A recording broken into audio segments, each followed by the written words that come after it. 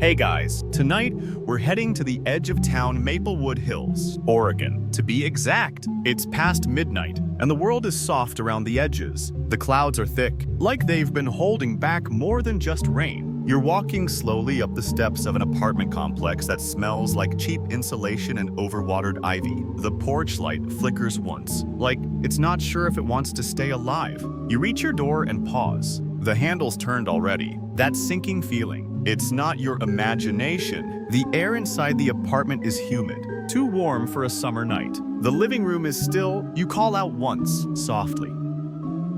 Elena, but no answer. There's a faint scent of shampoo, her brand, and the sound of a distant faucet dripping. You step farther in, and now you see it. The bathroom door is wide open. The tub is full, steam still rising. But there's a trail of blood, like someone spilled a secret and tried to mop it up with panic.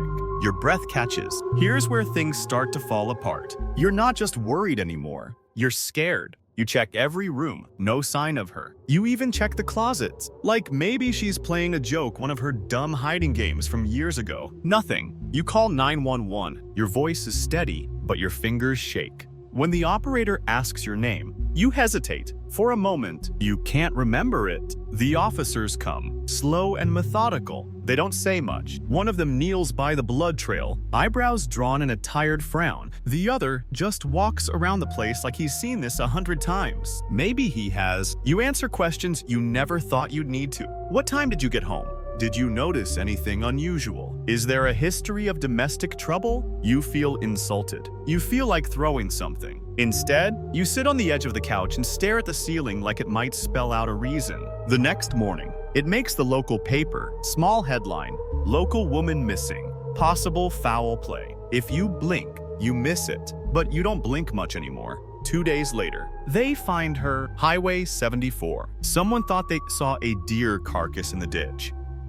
Turns out it wasn't. The details aren't fit for your dreams. So let's just say this. Her hands were bound with a phone cord. Her body dumped like an afterthought. There were clear signs of violence. There's no gentle way to dress it up, but the police will try when they speak to the press. They always do. The forensics team does their job. Swabs, samples, careful documentation. The blood under her fingernails isn't hers. That matters. What also matters is this. She isn't the first. Over the next few weeks, they begin connecting threads quietly, behind the scenes. A similar case 2 towns over. Another one in a neighboring county. You wouldn't know any of this unless you were paying very close attention, which, of course, you are. You watch the news like it's trying to apologize. Here's your historical fact for tonight. The FBI's Violent Criminal Apprehension Program, VICAP, has been around since the 80s. It's supposed to help connect these sorts of dots. But in small towns, paper files and locals' pride often get in the way. Historians still argue whether early digital record systems helped or hurt rural investigations like this one. You're left alone with too many casseroles and too few answers. Every noise in the night sounds like a memory trying to get back in. People stop making eye contact.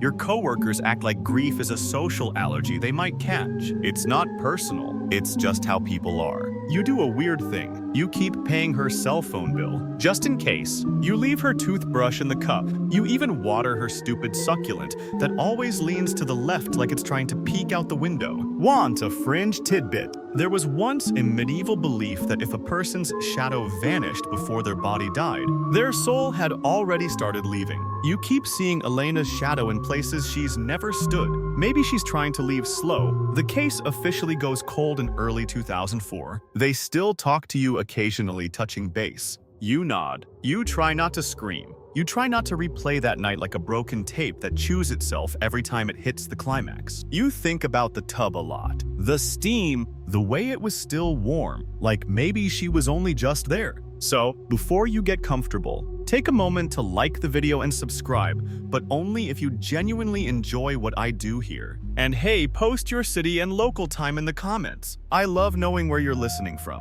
Now, dim the lights, maybe turn on a fan for that soft background hum, and let's ease into tonight's journey together. The police didn't say it, but you knew from the start whoever did this didn't need to break in. They were already inside. You start to dream in reverse. The first time you see her body is in your sleep before the police tell you. Your brain, helpful as always, skips the logical and goes straight for the surreal. Her hair blown across her face like seaweed in a tide pool. Her fingers still curled, as if trying to hold on to something you can't see. When the real call comes, "We found a body we believe to be Elena's," you're already halfway to numb. They don't let you identify her. That's the part you weren't prepared for. You thought you'd have a moment to touch her hand or say something movie-worthy. Instead, it's dental records and sterile voices over speakerphones. You're just a witness now, not a husband. The news spreads, as these things do. A car mechanic says he saw someone dump a heavy object off the side of the road. A jogger recalls seeing a bundle of cloth near the median 2 days before. None of them stopped.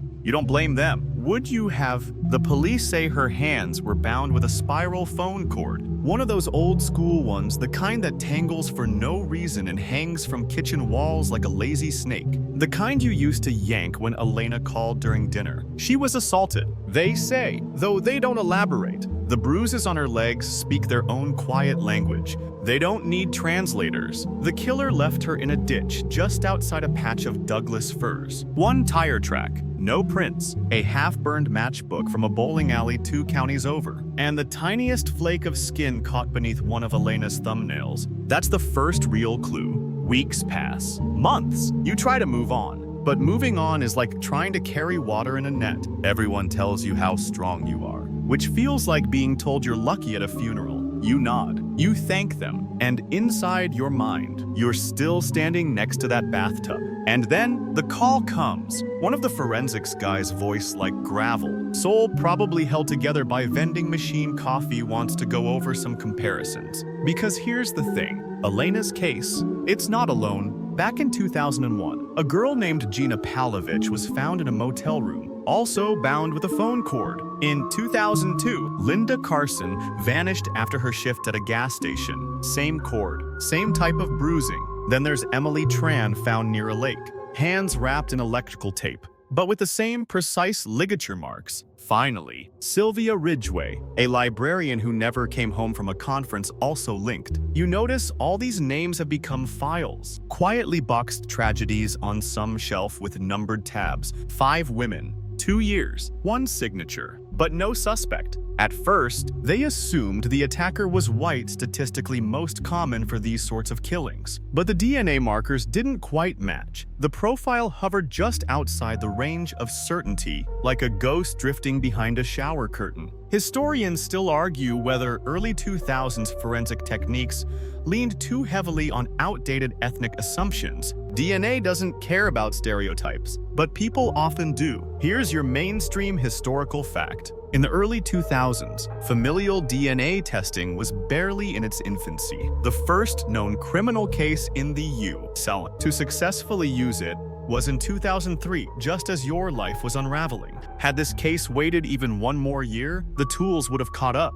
But time, as always, is a reluctant ally. Meanwhile, you become cooperative but grieving. That's your role now. You answer questions you've already answered. You submit another DNA sample, even though they already have 3. You ask about updates, but they don't always call back. Then one day, a detective uses a strange new phrase, microethnic DNA predictive modeling. You blink. You pretend you know what that means. Turns out, it's cutting edge. A lab in Arizona is testing something new, comparing trace DNA to a database of ancestry breakdowns, getting specific, not just Caucasian or African American, but Balkan versus Iberian, Khmer versus Thai, West African versus East African. The results narrow the possible ancestry of the unknown killer dramatically and, more importantly, eliminate their original assumption. The killer wasn't white. The model suggests a blend of Afro-Caribbean and Southeast Asian heritage,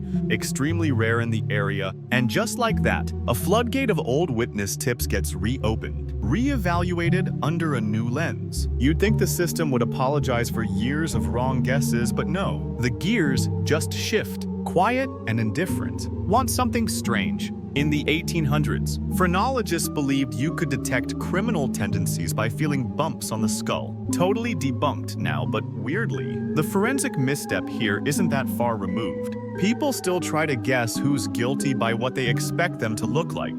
A name comes up, a handyman, did some odd jobs near the bowling alley, worked in 3 of the 5 victim zones, someone you've never heard of, Darius Colby. You hear it for the first time while eating a microwaved burrito at 2 a.m. And for some reason, you drop the fork. Just let it clatter onto the floor like the sound might wake someone up. They're reopening the case. Suddenly, everyone's very busy. They don't say it, but you can feel it. This might finally be the guy. Still, part of you hopes they're wrong. Because if this is the man who killed Elena, then what does that make the past 2 years of nothing? The first photo you see of Darius Colby looks like it was taken by accident. Blurry, off-center, and soaked in fluorescent green from some DMV overhead light. His face is soft in all the wrong ways. Pudgy cheeks, crooked glasses, eyes that don't point at quite the same thing. He looks like someone who'd get scammed by an email from a fake prince, not someone who could overpower 5 women and leave no fingerprints. But that's the thing about killers. They rarely audition. Darius grew up in Yamhill County, Oregon's small town. Big gaps? His mother left when he was 8. His dad worked nights and drank like it was a second job. School records show he was in special education classes, IQ measured at 68, never graduated.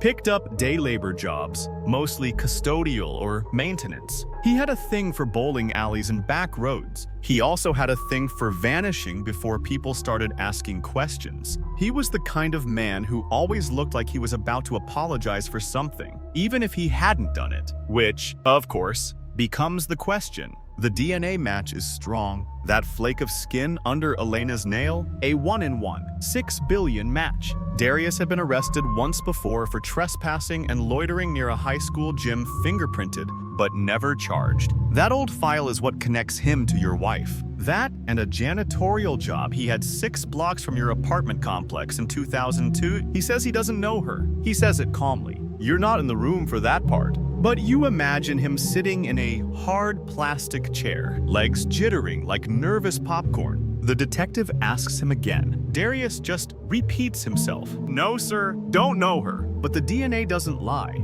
Here's a mainstream fact to consider while you're grinding your teeth. In the U.S., DNA evidence is considered the gold standard in forensic science. Courts treat it like divine truth, yet false convictions still happen, sometimes with DNA in play, especially when the defendant doesn't understand how damning silence can be. Historians still argue whether the criminal justice system should allow confessions from people with documented cognitive impairments. Some states require extra oversight, others not so much. Back to Darius. They dig deeper. His work logs are a mess, paper scraps, and illegible handwriting. But surveillance footage places his van near the highway where Elena was dumped, 2 hours before the mechanic's sighting. Another timestamp matches the timeline of victim 3, Gina Palovich. And in his storage unit, they find a phone cord, clean, wound tightly, one of the exact same brand and model used in 2 of the murders. Still, the most damning thing is Darius himself.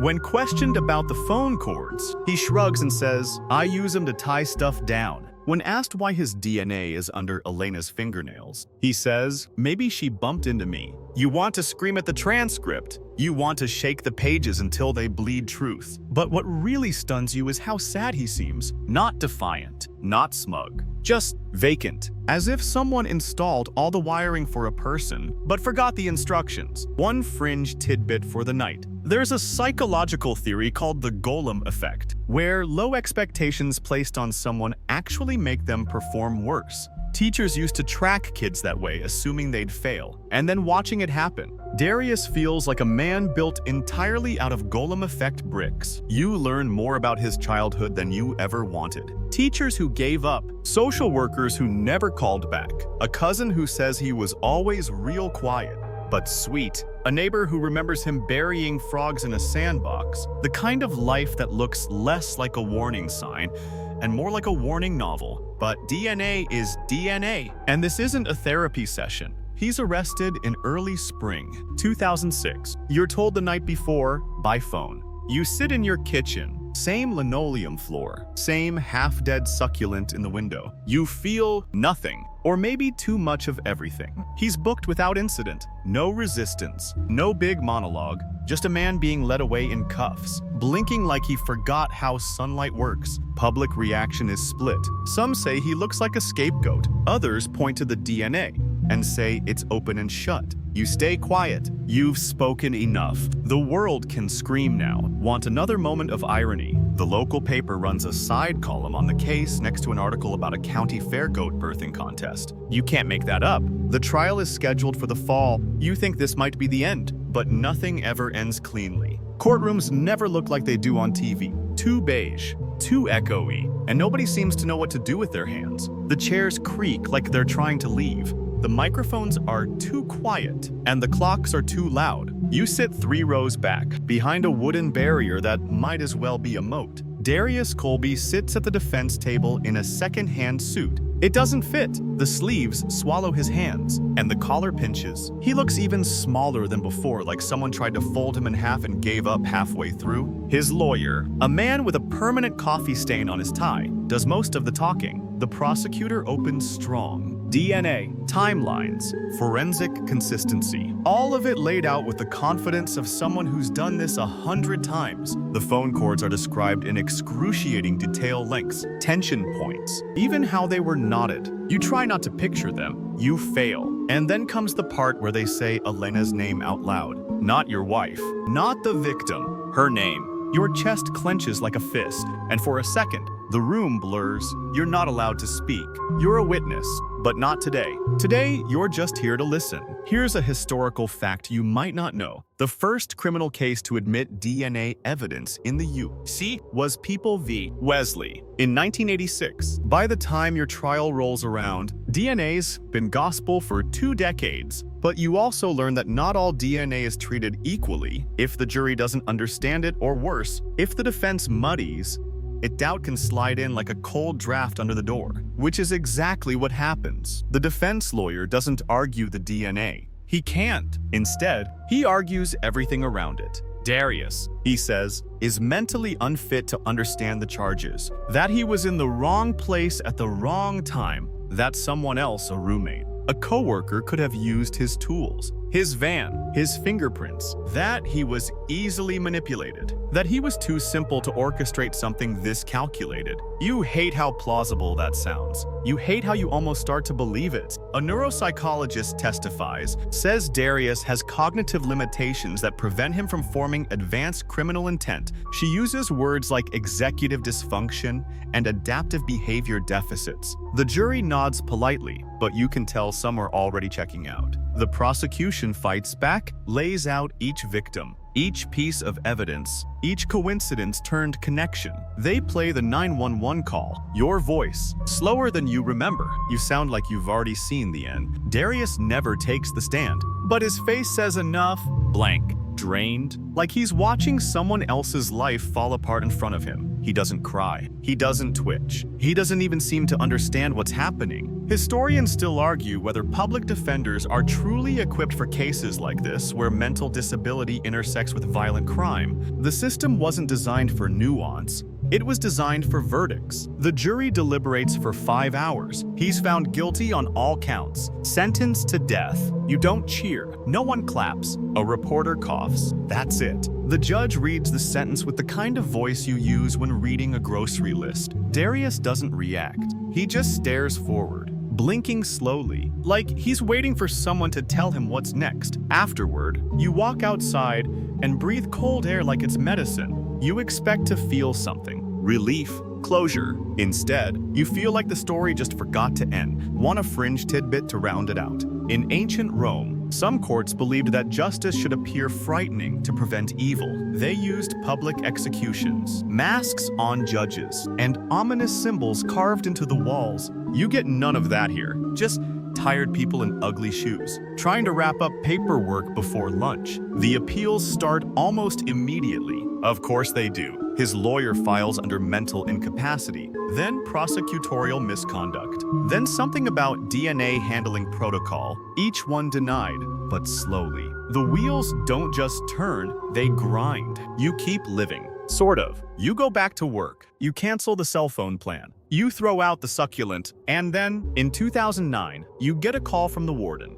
Darius Colby is dead. Heart failure. Alone. Infirmary bed. No visitors. Just like that. The monster at the center of your life evaporates. No final words. No buried confession. Just silence. You don't cry. You don't smile. You just sit in your car, parked crooked outside your apartment, and let the engine run longer than it needs to. Because what are you supposed to do when the villain dies off screen? You don't go to his funeral. You're not even sure there was one. A few tabloids run a sidebar blurb. Convicted serial killer dies of heart failure before execution. Most people barely skim it. One blog incorrectly claims he strangled 11 women with a shoelace. Another calls him the Oregon phone cord killer. You hate that they gave him a nickname. It makes it sound like a game. But the truth, it's over. Except it's not. Because now you're left with a story that has no climax, no resolution, no why. Just the slow realization that the justice you imagined, the grand, poetic rebalancing of the universe, wasn't real. The system didn't avenge Elena.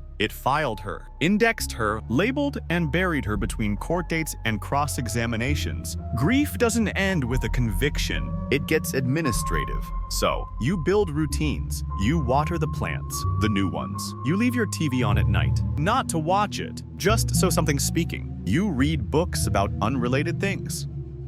Volcanoes, jellyfish, Mongol postal systems, anything far away and dense enough to drown in. Here's a fun historical fact you pick up. The Mongols had a mail system called the Yam, which let riders travel hundreds of miles a day by switching horses at checkpoints. A kind of ancient FedEx, powered by oatcakes and imperial will. Efficient, brutal, and incredibly good at delivering bad news. It takes 2 years before you can say Elena's name without swallowing glass. You move once, not far, just a different set of windows to forget things through. The nightmares fade, mostly. Sometimes, you hear water running in your sleep. You wake up to silence, heart thudding, and check the bathroom, just in case, because some habits don't leave you. And then, right when life starts resembling itself again, another story starts whispering in the background. This one comes from California, Redwood Creek, a cabin, a family of 6. You first hear about it in a podcast episode called The Forgotten Morgans. You're cleaning the kitchen, and suddenly, you hear a teenage girl's voice crackle through your speaker. I came home and the walls were just red, like someone tried to paint with meat. You freeze. The story is brutal, even by your standards. The Morgan family had just moved into a remote cabin on the outskirts of town. One morning, the teenage daughter Lena returned from a sleepover and found 3 people dead in the living room. Her mother, her older brother, his best friend. The 12-year-old sister, Josie, was gone. No signs of forced entry, no broken locks, no stolen items, just a room filled with silence and blood. The police suspected the neighbor, Richard Bellamy, a Vietnam veteran with a temper and a long-standing feud about a fence line. He was questioned, denied everything. The town whispered about him, but no charges were filed. The case collapsed under its own confusion. And here's the kicker. 3 years later, bones were found at a remote campsite, confirmed to be Josie's, but by then, Bellamy was already dead. You shut off the podcast halfway through. You tell yourself you don't need this. That one tragedy was enough, but it lingers because there's something familiar in Lena's voice, the same numbness, the same unfinished sentence at the center of everything. You start researching late at night, quietly, as if the case might hear you. Want a fringe tidbit while we're here? In some parts of rural Canada, cabins were once built without interior locks not to prevent crime, but because people believed ghosts could get trapped. The idea was to give spirits an easy exit. In Redwood Creek, someone left all the doors wide open, and the ghosts still stayed. Historians still argue whether the Redwood Creek murders were mishandled out of incompetence or because no one wanted to admit how deep the roots of that story went. The records are patchy, witnesses are gone, and the one man who may have confessed, well, he whispered the truth into a therapist's ear and died before it could be cross-examined. But we're not there yet. For now, you sit in your dim kitchen, staring at a paused podcast screen. The title says Episode 42, Blood in the Pines. You press play, because some stories won't let you go. Not when you've already been in the room with silence and warm water. You don't sleep much after that episode. Not because it scared you. Nothing really scares you anymore, but because it tugs. Like a loose thread at the edge of your own story. The Morgan case feels unclosed. And you, of all people, know what it means to live inside an unfinished sentence. You dig deeper. Redwood Creek isn't big. Population hovers around 2,000. Logging town, mostly. Pines for miles. A post office, a single diner, and a general store that hasn't updated its sign since the 70s. The Morgan family moved there in the spring of 1982, looking for quiet. Instead, they got headlines. June 18th. That's the day Lena came home. You picture it now, her feet crunching down the dirt path, still sticky from yesterday's rain. The air thick with pine and gasoline, backpack slung over one shoulder. Tired, maybe a little sunburn, probably hoping for pancakes. Instead, she opens the door and walks into a room where time has stopped and bled out. The details vary depending on the source, but the core never changes. 3 people dead. No signs of forced entry, no weapon found, and Josie, the youngest, missing her bed, empty, her shoes still at the door. Police arrived 2 hours later. Lena had wandered into town barefoot, dazed, repeating the same line. The wall was moving. It would take years for her to describe what she really saw. Even now, it doesn't come out clean. Just pieces. Blood on the curtains. Her brother's hand still holding the TV remote. Her mother's slippers turned inward, as if she'd been walking toward the kitchen. You read the full coroner's report. It's online now, thanks to a niche forum that catalogs unsolved family homicides. You didn't know such forums existed. Now you spend hours in them. Here's a mainstream historical fact. 1982 was a strange year in American crime history. It marked a rise in rural homicides,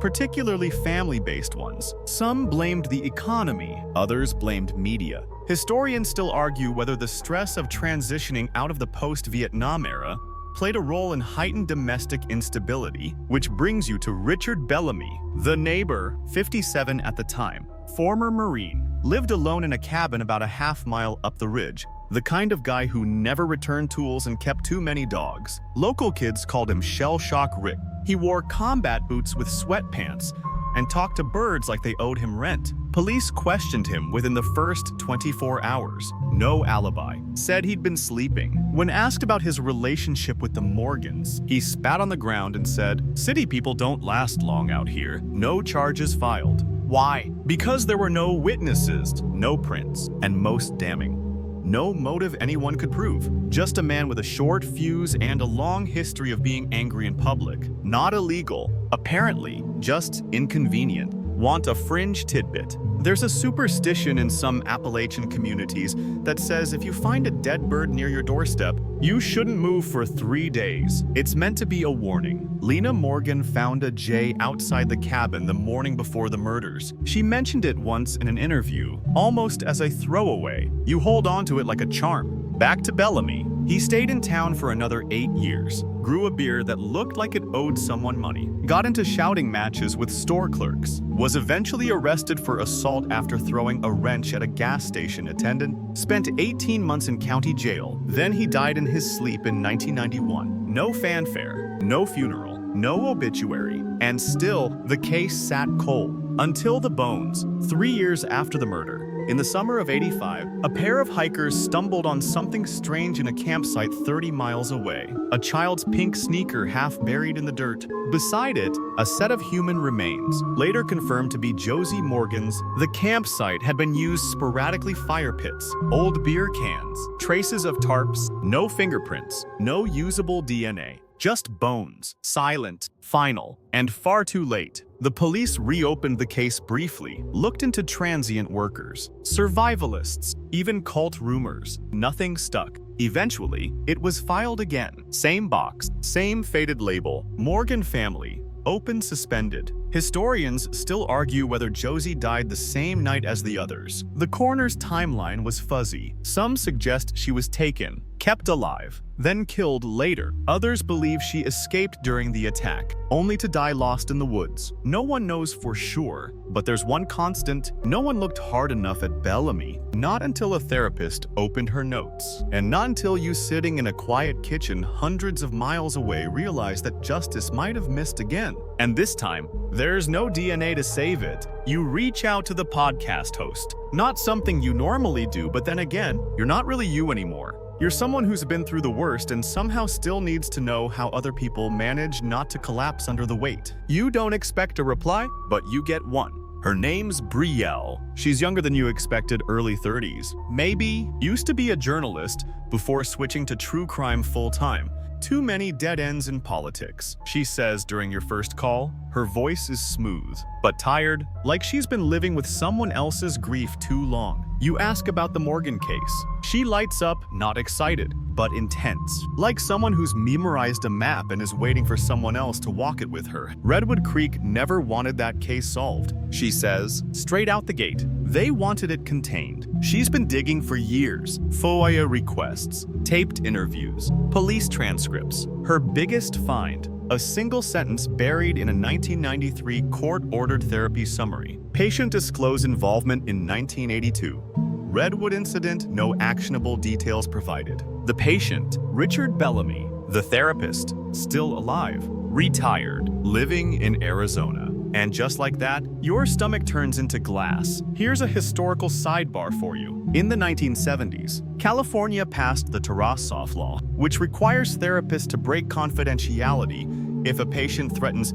serious harm to another person. But it didn't fully account for past crimes, just future risk. Historians still argue whether that legal loophole helped or hindered justice in hundreds of cold cases. In this case, it did nothing. Bellamy's sessions were court-mandated after his assault arrest. He'd spoken vaguely. According to the therapist's later notes, saw too much blood once. She kept screaming. I made her stop.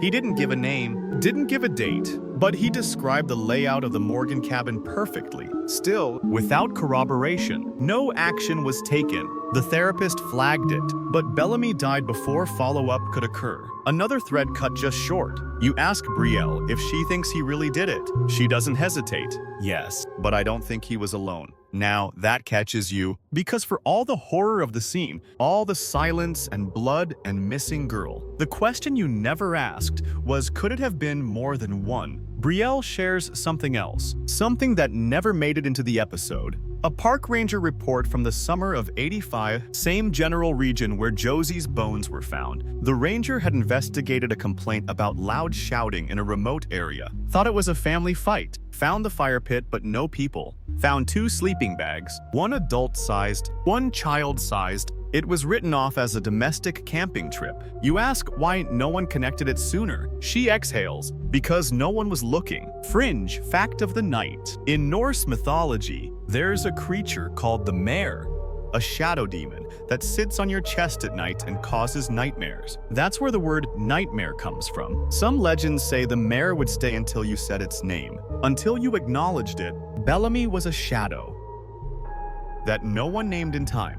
You go quiet on the call. Brielle says, I've got copies of everything. I can send you the files. You say yes, even though you're not sure why. You're not a detective. You're not even part of this case, but something inside you, something hollow and humming, needs this. That night, you sit with the case files open on your computer, scanned reports, handwritten notes, Lena's old police interview, grainy and muffled. She says she didn't hear any screams, just something like a zipper, over and over. Your stomach clenches. You don't know why. In your own case, there was a zipper too. The sound of it, faintly mentioned in the timeline. Elena's bag had been unzipped after the struggle. Nothing stolen, just opened like someone had needed to look for something. A coincidence? Probably, but your brain doesn't let it go. Historians still argue whether connections in cold cases come from logic or obsession. The line between the two is thinner than anyone wants to admit. You stare at the screen until your eyes burn, until your breathing slows, until you hear something strange.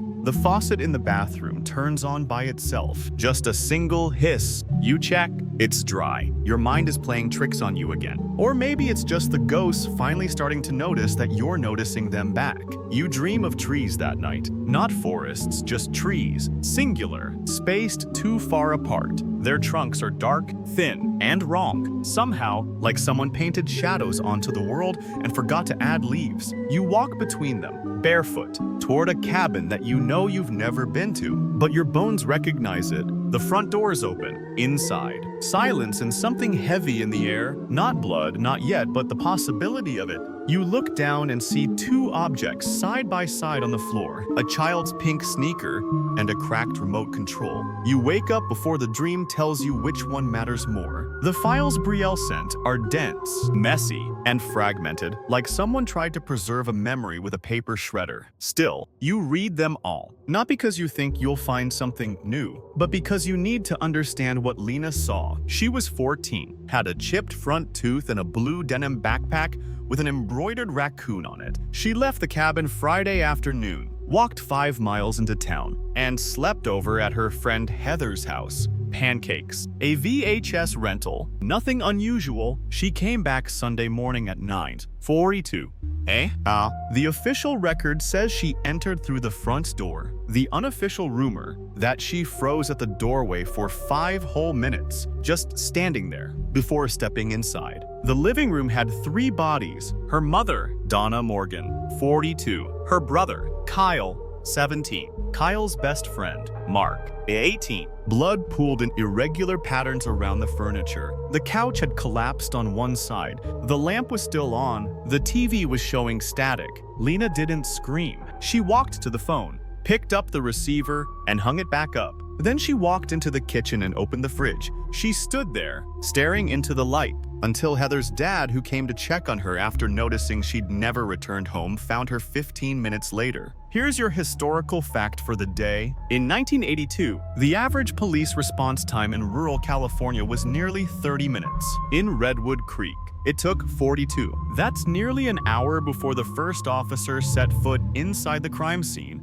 By then, Lena had already stopped talking. A social worker's note from 3 weeks later described her as trapped behind the glass. She drew pictures of trees, always singular, never a forest, never people. You come across one drawing that survived. It's attached to the case file by a yellowed paperclip.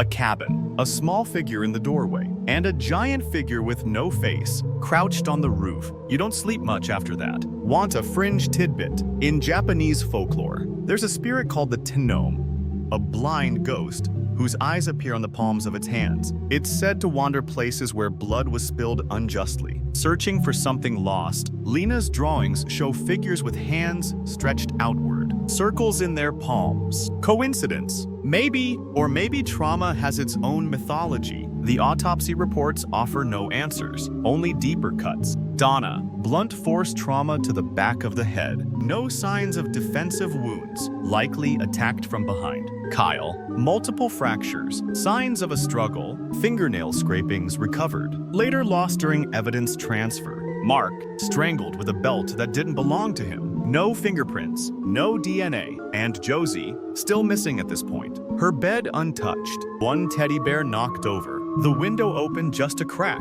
Police initially considered Lena a suspect. She had motive. They said tension with her mom, jealousy over Josie getting more attention. That theory didn't last long. She was cleared within 2 weeks, but not before being interrogated twice without a lawyer present. Historians still argue whether juvenile interrogation practices in the 80s did more harm than good, especially for trauma victims, especially when the investigators already had a theory they liked better. Richard Bellamy, the neighbor, they grilled him, dug up parts of his yard, found nothing. But Lena had said one thing only once that stuck. In a later interview, years after the incident, she said, "I remember seeing him before, not that day, but from the woods. When I was swinging, I looked up and he was watching. He wasn't blinking." When asked why she didn't tell anyone then, she said, "I didn't want to find out what he looked like when he wasn't watching." That sentence stays with you because you realize that fear isn't always a scream. Sometimes it's a silence thick enough to choke on.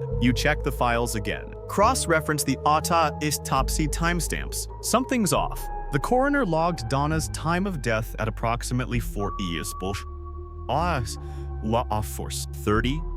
a.m. But a neighbor, Mrs. Weller, 2 houses down, filed a noise complaint at 5:10.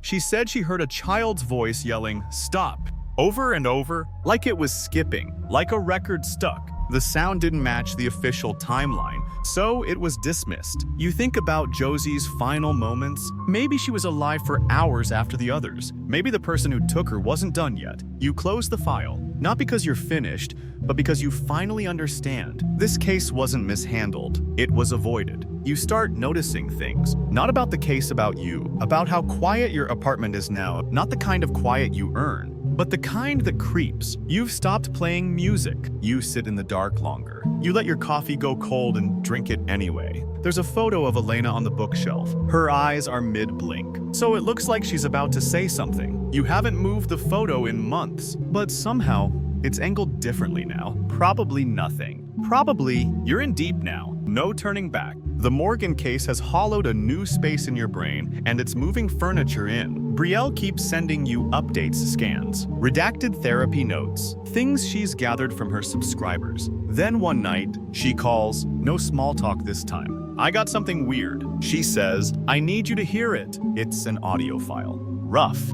hissy. She warns you, it's not official. Someone leaked it years ago from an internal police archive, but it never made it to the press. You press play. A young girl's voice. Distorted, tired. I heard the screen door open. Then Mom said something. I think she was asking who it was. Then, I don't know. I was already upstairs. Then I heard the sound, like a zipper. Again. You pause the tape. Zipper, that sound again. From Elena's case, from Lena's account, from the coroner's odd report about fabric patterns inconsistent with any garment found at the scene. A zipper. Repeated. A sound you never imagined would matter. And then a new voice chimes in on the recording, an adult. Probably an officer. "You're doing great, Josie. Can you tell us what happened next?" "Wait, Josie." You rewind. You listen again. The girl identifies herself. The tape is dated 2 months before her bones were found, and no one ever mentioned it publicly. You call Brielle back. Your voice shakes. "This is Josie." She doesn't answer right away. "I know," she says finally. "That's why I didn't want to send it to you. Because it raises 100 questions no one wants to ask." Here's a historical fact. In the early 80s, California's record-keeping systems between counties were a bureaucratic mess. Some missing persons reports went unlinked for years. Audio logs were misfiled. Entire cases fell into metaphorical sinkholes. Historians still argue whether the explosion of data in that decade saved more lives or simply overwhelmed the system into silence. This file, this recording, shouldn't exist. If it's real, that means Josie was alive. She was found, and somehow, the world let her disappear again. You spend the next few nights combing every file Brielle ever sent. You dig into archival news footage. You find nothing. No mention of this interview. No press conference. No follow-up. You check hospital records from the region. A Jane Doe admitted 6 days before Josie's supposed discovery. No photo, no fingerprints. Released to child services. You chase dead ends like they owe you money. Until Brielle sends you one more thing. An old photo from a Child Protective Services training manual. Blurry. Black and white. Dated 1985. The caption reads, Figure 3. Child taken into temporary protective custody during active investigation. The child has dark hair. Her shirt has a patch something cartoonish. Hard to see, but the left sneaker is pink. Your stomach flips. You don't say anything for a full minute. Brielle waits. When you finally speak, your voice sounds like it belongs to someone you used to be. Do you think she's still alive? Brielle answers with something worse than yes or no. I think someone knew she was and decided not to tell anyone. Want a fringe tidbit? In 2009, a court in Texas discovered over 40 boxes of unprocessed rape kits in a courthouse basement. Some dated back to the 1970s, unopened, unexamined. The justice system is not always about truth. Sometimes it's about capacity. How much paperwork it can carry before it collapses in on itself. You print the photo, you pin it to your wall, not because you know it's her, but because if no one else will carry this weight, you already know how. You start measuring time in questions, not hours or days, just doubts. How long was Josie alive? Who interviewed her? Where did she go after that interview? And perhaps worst of all, who decided she didn't matter anymore? You're not sleeping. That's fine. Sleep feels like a luxury anyway, something people with whole lives get to enjoy. You survive on black coffee, podcast replays, and the glow of your monitor at 3 a.m. Lena's old interview plays in the background sometimes, just her voice, drifting like fog around your apartment. You dig into the campsite, the one where Josie's bones were supposedly found in 1985. Coordinates buried in the report. 30 miles east of Redwood Creek. No official name, just a dry knuckle of land beside a river fork, tucked into state forest. You look it up on Google Maps. Then again, on a satellite image archive from the 1980s, there's a fire pit in both. But here's the part that freezes your spine. On the satellite photo from July 1985, there are 2 tents. That lines up with what the park ranger reported. 2 sleeping bags, 1 child-sized, 1 adult, and yet, the case file only ever mentioned Josie's bones. So who was the adult? You find the ranger's name, Kenneth Laszlo, retired now, but still living in the region. You call him on a Tuesday afternoon, not expecting an answer, but he picks up after the second ring, his voice like crushed gravel and sarcasm. Who the hell's this? You explain, gently, carefully. He listens. When you mention Josie, there's a pause long enough to fit a season inside. You're about 40 years late, he mutters, but all right.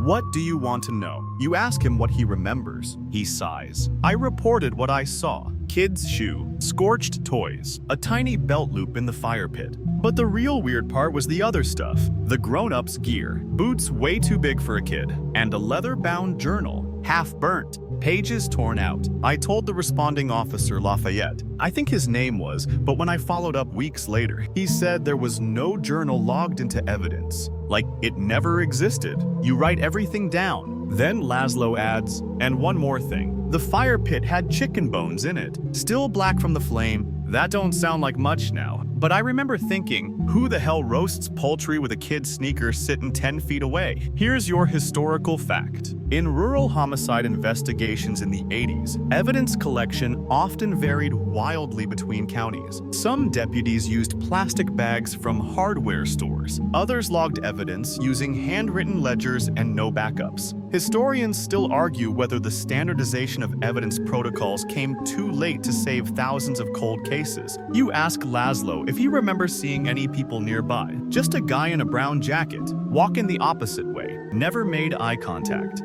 Could have been anyone. You ask what the man looked like. There's a pause. Then, quietly, like someone who'd already said goodbye to something, you thank him. He tells you to take care, then adds, but don't dig too deep. All right, some of us are still stuck in that dirt. You stare at the pinboard above your desk, 5 photos, 3 timelines, 2 names you can't stop repeating, Bellamy, Josie, and now, the journal. Brielle follows up the next day. She's been looking through missing property logs. No journal. But she does find one anomaly, an internal memo from 1986 at the Redwood Creek Sheriff's Office. Subject line, recovered journal, do not process. File RCDX13, and it's signed by Officer G. Lafayette. Brielle groans over the phone. He's the one Laszlo mentioned, right? You nod. You both say it at the same time. They buried it. Want a fringe tidbit. In medieval France, there were entire courts called cours d'amour dedicated to love disputes. But unofficially, nobles also used them to hide scandals. They'd write up poetic judgments to disguise legal cover-ups. Redwood Creek wasn't writing poetry, but the intent feels the same. You sit in silence with that journal's absence weighing the air like smoke. Someone read what was inside. Someone decided no one else should. You and Brielle become something like detectives minus the badges, the jurisdiction, or the job security. Just 2 sleepless voices whispering down the line, hunting ghosts in file folders and faded ink. The missing journal eats at both of you, not just because it was never processed, but because someone went out of their way to make sure it disappeared. That's not laziness, that's intent. You track down Officer Lafayette's career path. He retired in 1992, moved to Idaho, then promptly vanished from public life. No social media, no interviews. You find one photo from a local Rotary Club newsletter. Lafayette, mustache like a soup brush, standing next to a grill and holding tongs like he's afraid of them. You try contacting his daughter, no answer. You write an email to a former Redwood Creek dispatcher who worked under him. She writes back within 2 hours. I remember the journal. They brought it in on a Thursday. Burnt edges. Looked like it had been kept in a box for years. Lafayette locked it in the evidence room himself. The next week it was gone. He told us it wasn't relevant anymore. That was the end of it. No warrant, no report, just a shrug. Here's your historical fact. In the pre-1990s, most rural sheriff's offices didn't even have a digital inventory system. If something was lost, it was gone. If something was buried, no one would notice. Historians still argue whether the digitization of police records actually made departments more transparent, or just made it easier to hide the truth behind more pixels. You start dreaming of file cabinets, not the kind that squeak open, but the kind that grin. Cabinets that want to be opened, because they know what's inside will rot you a little more. The journal's contents remain a mystery, but Brielle uncovers one more scrap, a 1990 internal newsletter from the department, celebrating retirees. Lafayette's quote reads, "Sometimes doing the right thing doesn't look right on paper." You wonder if he meant the journal. You wonder who he was protecting. Brielle thinks she's found a lead on Josie, or at least someone who might have been her. In 1996, a woman named Dana Wexler was admitted to a psychiatric facility in Sacramento under a temporary hold. She was picked up wandering a rural road, barefoot, clutching a pink plastic bracelet, and reciting the Lord's Prayer backwards. She had no ID, no address, said she was born in Oregon but didn't know where. Birth date matched what would have been Josie's exactly. She stayed at the facility for 6 months, then left, discharged into state care, and after that, nothing. No last known address, no forwarding contact, no follow-up. Brielle finds a single intake form scanned into an old government database. In the margin, a nurse had scribbled, "Patient keeps drawing cabins, says the walls wouldn't stop bleeding." You don't say anything for a long time. Then, do you think it was her? Brielle sighs. I don't know, but if it was, she spent her life trying to make sense of something no one would name. Want a fringe tidbit? In Victorian England, it was common for people to commission post-mortem portraits of lost loved ones. Painted eyes were added to the closed ones. Sometimes smiles were painted onto the mouths, because people needed something to hold on to even if it was wrong. You wonder if this is your version of that. A different kind of ghost portrait, not drawn in paint, but assembled through paperwork and static. You start rereading Lena's transcripts, looking for something you missed, and there it is, buried at the bottom of an old interview summary. When asked whether she ever spoke to Josie again after the incident, Lena said, "I did once, in a dream. She was wearing my backpack. You didn't think anything of it before, but now."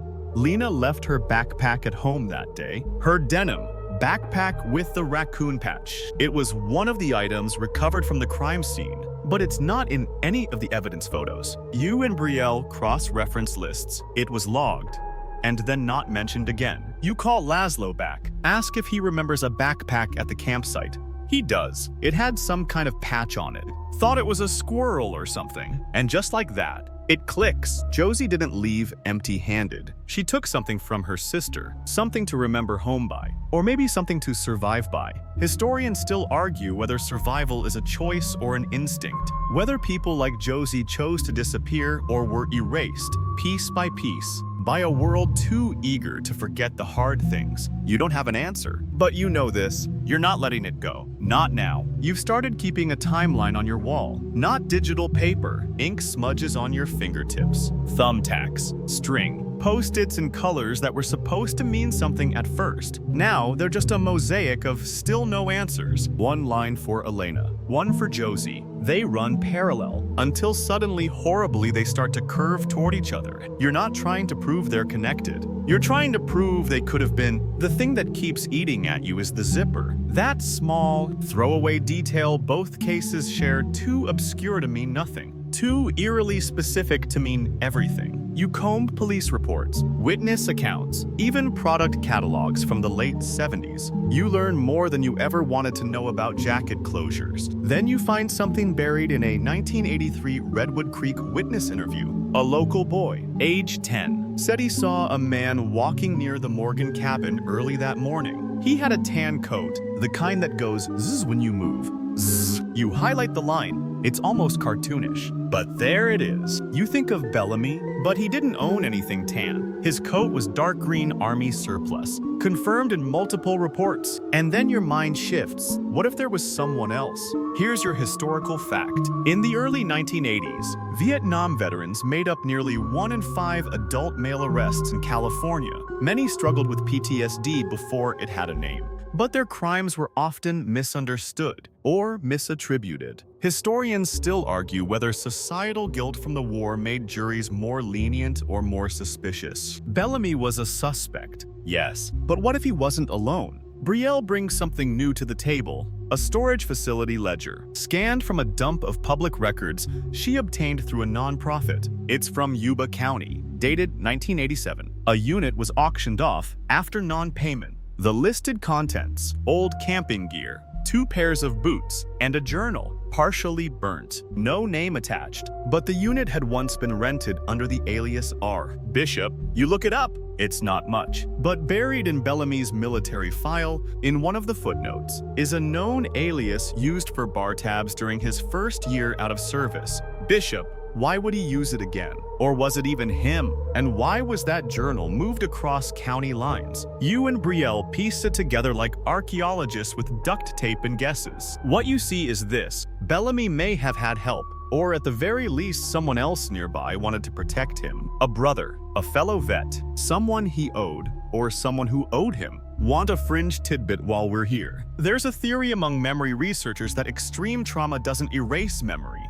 It spreads it, like dye dropped in water. It bleeds into other events, colors what should have been normal. Victims often remember things wrongly but consistently. The zipper might not have been a literal sound. It could have been anything repetitive. But that both Josie and Lena mentioned it, that's a pattern. Brielle finally locates the name of the officer who handled the storage auction, a man named Everett Cross. You try to reach him, but he passed away in 2003. His obituary describes him as a quiet man, beloved husband, chess enthusiast, standard boilerplate. But here's the twist. The photo included with the obituary, he's wearing a tan jacket, exactly like the boy described in 1983. You sit with that for a long time. You even print the picture, pin it next to the transcript of the boy's statement. The lines between red string begin to blur. You realize you're not solving a puzzle.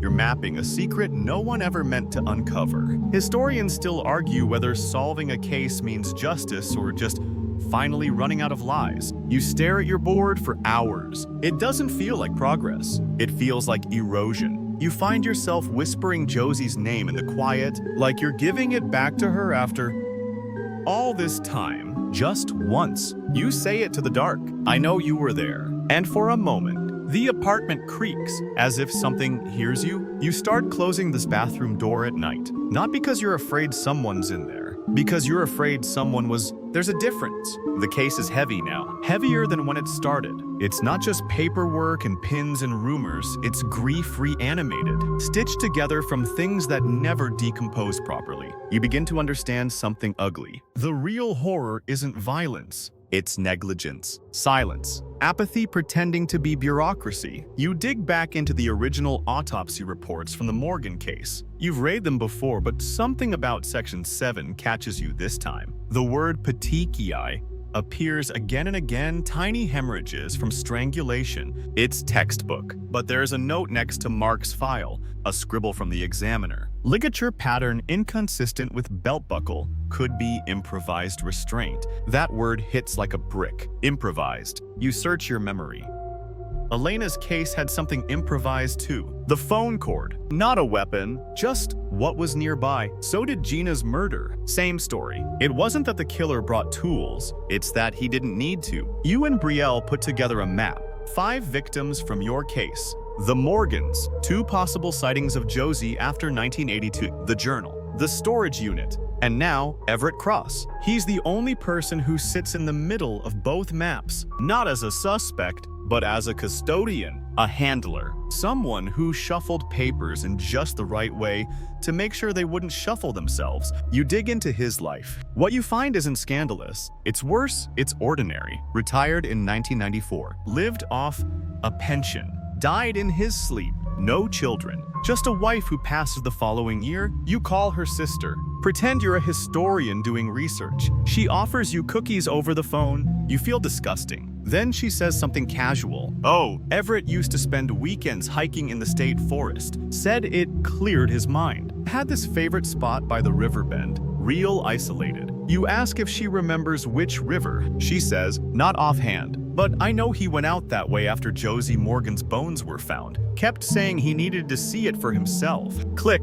That's the campsite. You check the distance between Cross's old address and that site. Exactly 31 miles, 1 hour's drive. Want a fringe tidbit? In the 17th century, there was a strange European tradition of memory jars, clay vessels filled with scraps of fabric, hair, even fingernails, hidden in walls to preserve the presence of someone long gone. Some people believe they were protection charms. Others say they were offerings. Either way, the idea was clear. If you keep the memory contained, it can't get out and hurt you. You wonder how many people in Redwood Creek built memory jars without even realizing it. You bring the theory to Brielle, that Cross didn't kill anyone but that he saw something, knew something. And instead of risking scandal, he helped the narrative fade. She doesn't argue. I think you're right, she says. And I think he might have been the last one alive who knew the full shape of the lie.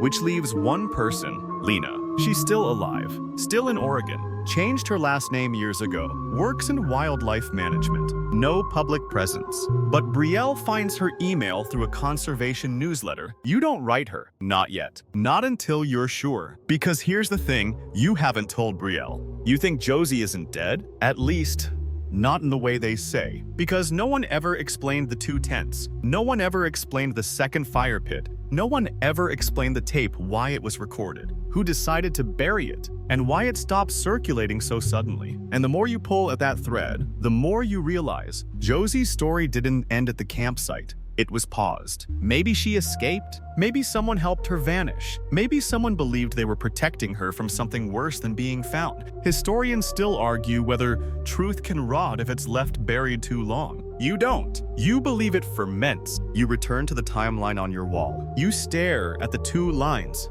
Elena's and Josie's, and for the first time, you pin them together, not because they met, but because they echoed. The email you finally write to Lena is short, just 6 sentences. You tell her who you are. You tell her you lost someone too. You mention the campsite, the missing backpack, the fire pit, the sound of the zipper, and then you close with one question. Do you remember if Josie ever looked back? You hover for a long time before hitting send. It feels like trespassing. It also feels like the only honest thing you've done in weeks. 3 days later, you get a reply. The subject line is blank. No greeting, no sign-off. Just this. Yes, she looked back once, but not at me. She looked at something behind me. I never turned around. You reread it 10 times. It doesn't answer the question you asked, but it answers something. You forward it to Brielle. She calls you immediately. Do you think she's talking about Bellamy? She asks. You don't know? But part of you thinks Lena wasn't talking about a person at all. You think she was talking about memory, that looming thing behind us all? The part of trauma we never dare to face head on. You ask Brielle if she still has the photo, the one from the CPS manual.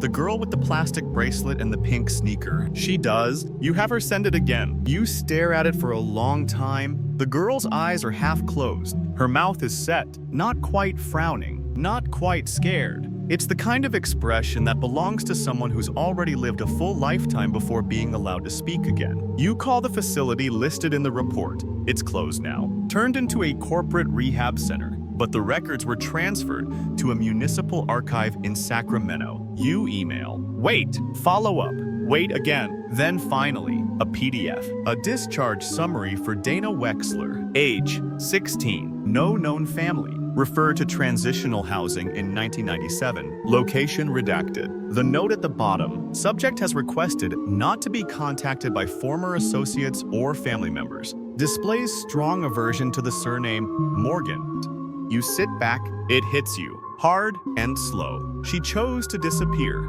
She survived. And then she opted out. Here's your historical fact. In 1980, the U.S. passed the Missing Children's Act, which improved efforts to track and reconnect missing children with families, but there was no mandate for what to do when a missing child didn't want to be found. Historians still argue whether personal autonomy should override familial reunification. In Josie's case, it clearly did. She didn't want the Morgan name. She didn't want the case. She didn't want to be a footnote in a folder. You think about how many people tried to speak for her, how many tried to interpret her silence. And all this time, she may have simply wanted to be left alone. The dead girl in the woods. Maybe she never died. Maybe she just changed her name and closed every door behind her. Want a fringe tidbit? In ancient Rome, there were professional mourners.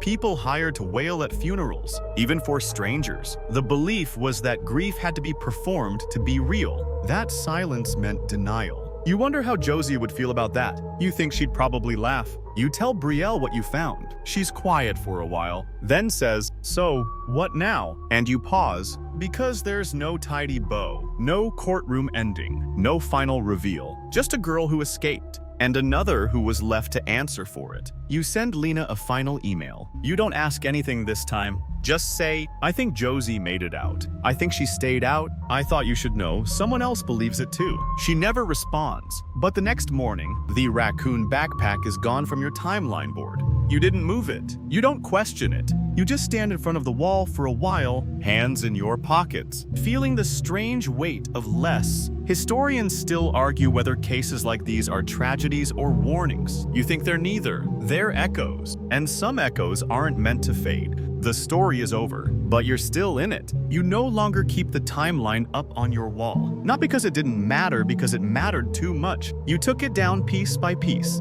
thumbtack by thumbtack, post-it by post-it. The colored strings last, stretched taut until they snapped. You packed it all into a box, labeled it unfinished. Not because it's incomplete, but because some stories aren't meant to conclude, they're meant to be witnessed. You still talk to Brielle sometimes. She's moved on to another case, something about a fire in Arizona. You're glad. She's better at this than you. Her voice doesn't shake when she reads a missing persons report. Yours still does. You keep thinking about the zippers. That stupid sound. Zip! Zzz.